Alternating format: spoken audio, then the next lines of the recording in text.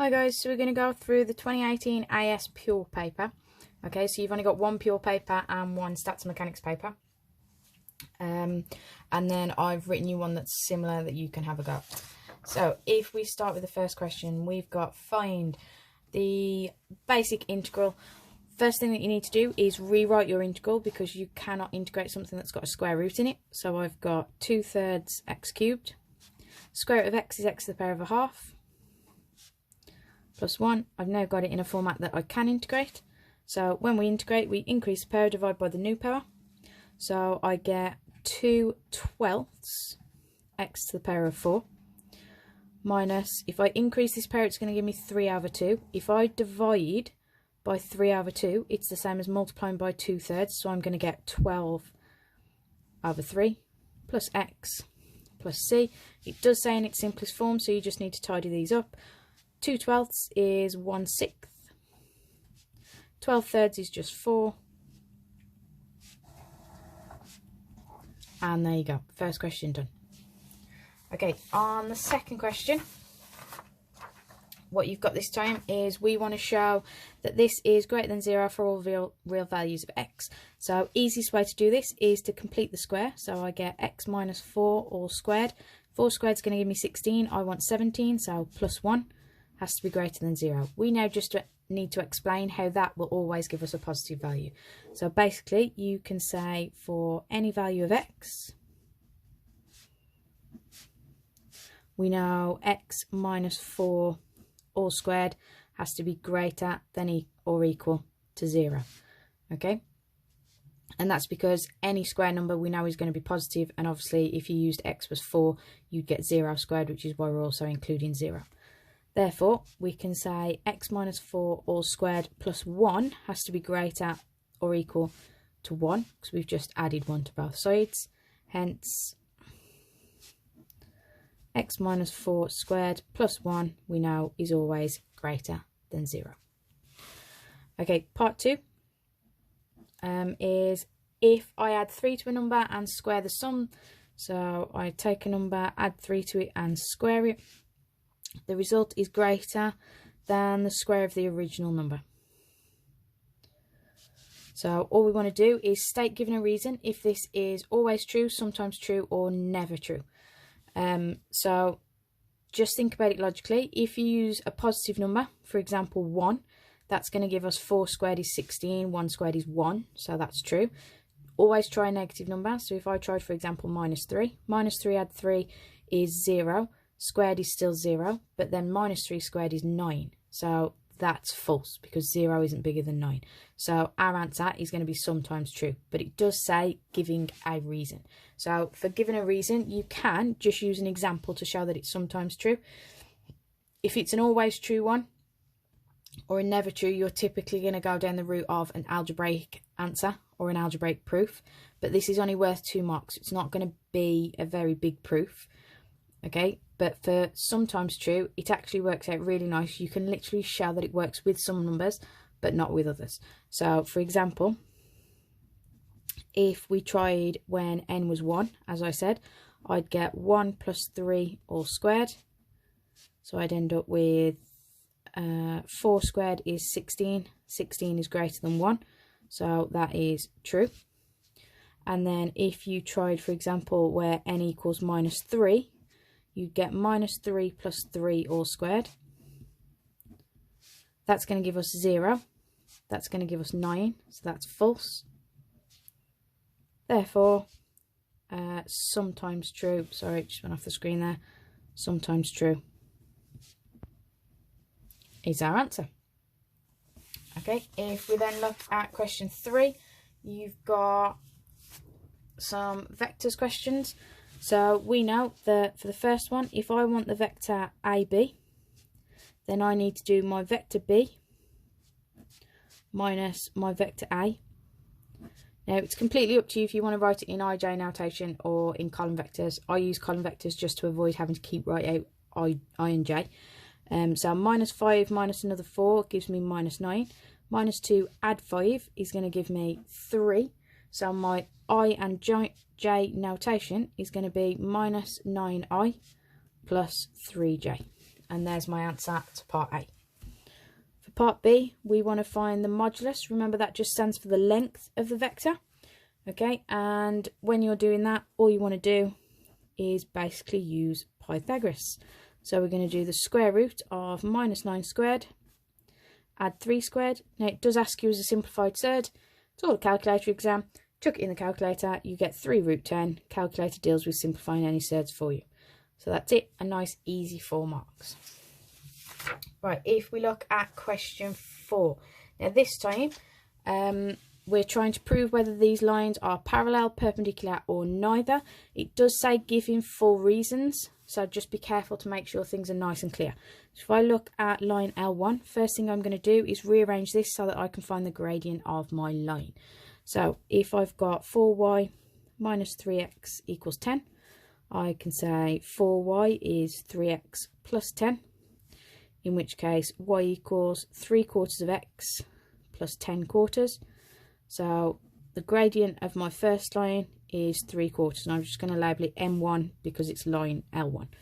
Now if we look at line L2, I've got 2 coordinates, so I just want to find the gradient between those. So I've got 8 minus -1 over -1 minus 5, because it's changing y over changing x. So I get 9 over -6, or minus 3 over 2. So there's my second gradient. Now, we know that if these two lines were parallel, they should have the same gradient. So all you need to put is M1 does not equal M2. Therefore, they are not parallel.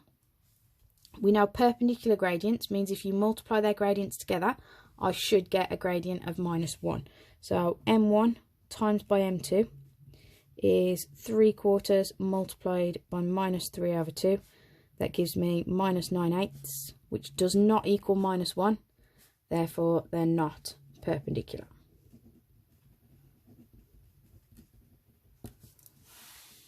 Okay, and so my answer is therefore they're neither. They're not parallel and they're not perpendicular.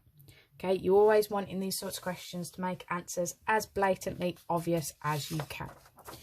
Right, question 5, you're looking at your logs and we're spotting 2 errors of students given, and then we're going to work out the correct answer ourselves. So first error is you can't put these two together with that multiple of 2 in front. Okay, so cannot use subtraction law with different multiples. In other words, you need to write 2 log base 2 of x as log base 2 of x squared before you do the subtraction law. Okay, second one. So that's the one mistake. Second mistake is the last line. So from there, it would be 2 to the power of 3 would give us x, not 3 to the power of 2. Okay, so if log base 2 of x equals 3, then x is equal to 2 to the power of 3, not x equals 3 to the power of 2. Okay, they've just taken it out of the log format incorrectly. It's 2 to the power of 3 equals x. So part B is write out the correct solution, so we're going to actually solve this equation ourselves.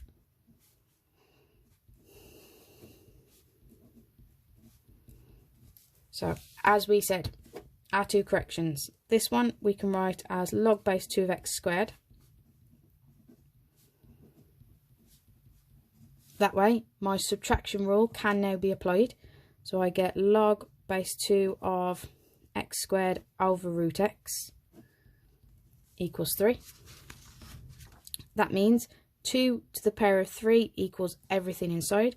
So I get 2 cubed equals, now x squared divided by root x. Well, that's x to the power of a half. So when we divide, we subtract the powers. 2 subtract a half is x to the power of 3 over 2. Okay, so to get rid of actually, if we do one more step first. Okay, so to get rid of the cubed term, we're going to cube root it. And then to get rid of the square root part, we're going to square our answer. So x equals, now the cube root of 8 is 2, and 2 squared is 4. So x should actually equal 4. Right, if we look at question 6, we've got a company that makes a particular type of children's toy. The annual profit made by the company is modelled by this equation. So you've got your curve here, where P is the profit measured in thousands. Be careful to look out for things like that. X is the selling price of the toy in pounds. A sketch is shown. Explain why £15 is not a sensible selling price for the toy. Well, what we need to do is work out what that would actually give us. So I've got 100 minus 6.25 lots of 15 minus 9 all squared. If you type that into a calculator, you're going to get minus £125, in which case you are making a loss. Given that the company made an annual profit of more than £80,000, find, according to the model, the least possible selling price for the toy.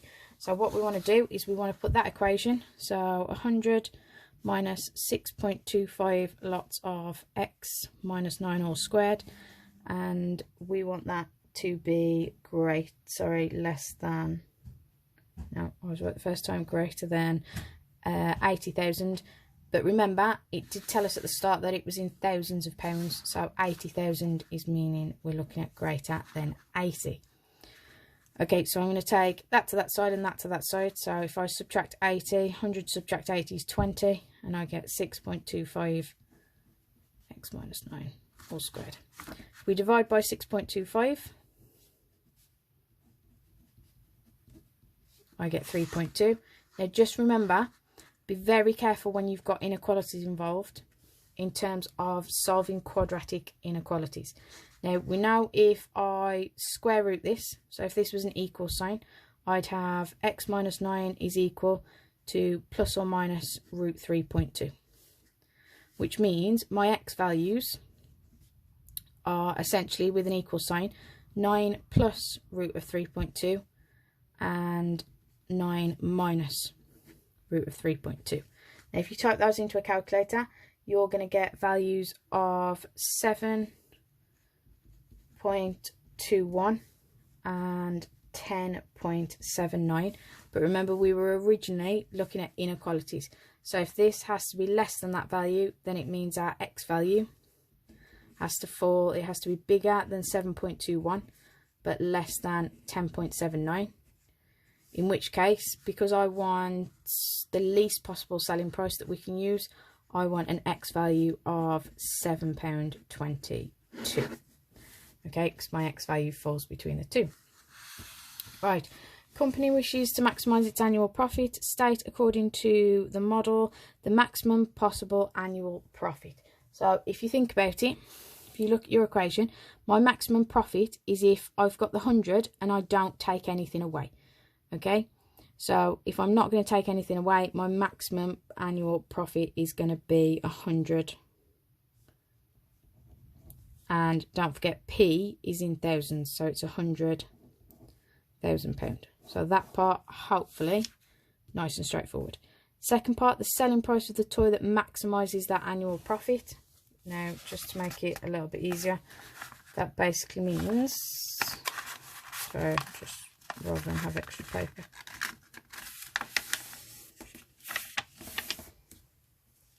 the part that's going to give us that annual profit of £100,000 is that basically we want this part here to equal 0.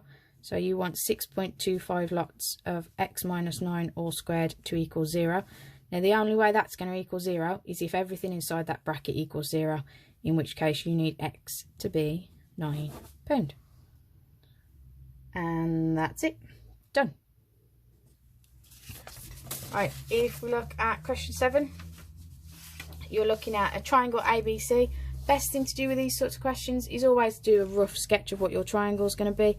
It doesn't give us any specific information about it having a right angle or anything, so I've just got triangle ABC. Side AB is 10 centimeters, side AC is 5 centimeters, angle BAC, so that's this angle here, is theta, and we know the area is 15. Okay, find the two possible values of cos theta. Now, if you remember from GCSE, when you've got a triangle, we know area is equal to a half AB sine C. Okay, A being my area in this formula. In which case, I can say a half times 10 times 5 times sine of my angle has to equal 15. Just bear in mind, to use this formula, the angle had to be labelled as C. So I've made that C and that one A instead. That means I've got half of this, that's 25 sine theta equals 15, which means sine theta has to equal 15 over 25, or 3/5. Now, because there's two possible values, if you think how you can turn a sine into a cos, do not do it as sine to the -1. They want exact values, okay? In which case, I can use the identity that sine squared plus cos squared equals 1. So I can then say that cos squared is 1 minus sine squared, which in our case is 1 minus 3/5 all squared. So you can either type that into a calculator, or just remember, when you square a fraction, square the top, square the bottom. So I get 16/25. That means when I square root it, cos theta is equal to plus or minus 4/5. Square root of 16 is 4, square root of 25 is 5. There you go, I've got my two values. Part B, calculate, now given